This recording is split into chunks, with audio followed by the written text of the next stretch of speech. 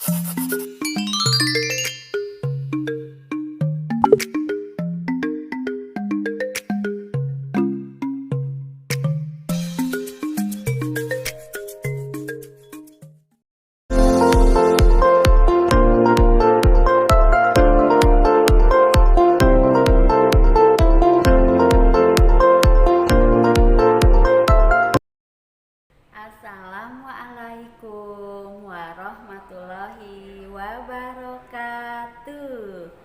Kumaha daramang hidup di bumi, mudah-mudahan hidup anu nuju diajar PJJ di bumi sing aya dina kaayaan sehat walafiat.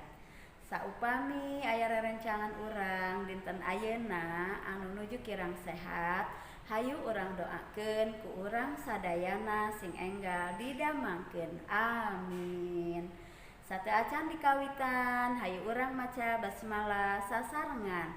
Bismillahirrahmanirrahim. Minggon kamari hidup parantos diajar perkawis ngadamel kalimah ngantet.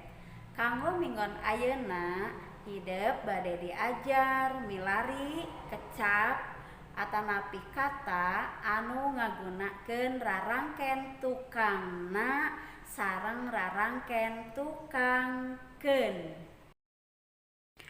Materi kanggo dinten ayeuna hidup milari kecap atanapi kata anu nganggo rarangken tukangna sareng rarangken tukangkeun. Milarina nyaeta dina buku paket kaca 22 dugi ka kaca 24. Tah ieu aya conto paragraf kahiji. Dinu baris katilu aya kecap nuduhkeun. Tah, kecap nuduhkeun teh nyaeta nganggo rarangken tukangkeun kecap asalna nuduh. Nah, engke ku hidup pilarian saseueur-seueurna eusian kotak nu tos aya dina kaca 30 sareng 31 nya. Sok eusian sadayana pilari kecap rundayana teras rarangken tukangna atanapikeun teras kecap asalna. Tingali ku hidup dina kaca 30 sareng 31 atanapi halaman 30 dan 31.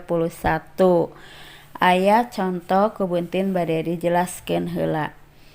Nah, kecap rundayan nganggo rarangken tukangna atanapikeun sareng kecap asal. Contoh nu kahiji kecap rundayan leutikeun. Ieu nganggo rarangken tukangkeun. Asalna nyaeta kecap asalna leutik. Anu kadua balukarna. Balukarna itu artinya akibatnya. Nganggo rarangken tukangna. Teras kecap asalna balukar. Tah, dina buku aya 10 kolom. Tugasna ku hidup pilarian 5 kecap anu ngagunakeun rarangken tukangkeun sareng 5 kecap anu ngagunakeun rarangken tukangna. Jadi cari 5 kata yang menggunakan akhirankeun dan cari 5 kata yang menggunakan akhiranna.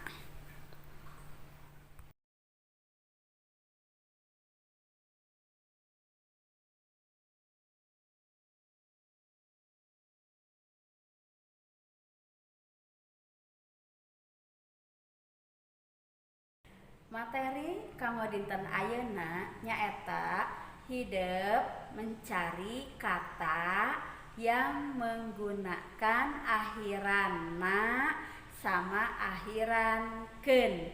Upami dina basa Sunda mah milari kecap anu nganggo rarangken tukangna sareng rarangken tukangkeun. Dina wacana atanapi bacaan anu judulna hemat energi. Engke ku hidup dilebetkeun kana kolom anu ngantos ditugaskeun ku ibu guru. Mudah-mudahan hidup tiasa ngartos ningali contoh anu aya dina buku pake. Tah Buntin pesen hidup sing langkung getol diajarna, langkung sumanget oge diajarna, sing sering dibaca buku paketna supados maca dina basa Sundana langkung lancar. Terus hidup sing langkung getol salatna, langkung getol tadarusna, teu kenging ngantosan dipiwarang sama ayah dan bunda. Kanggo pembelajaran dinten ayeuna, hayu urang tutup ku baca hamdalah sasarengan. Alhamdulillahirabbil alamin. Assalamualaikum warahmatullahi wabarakatuh.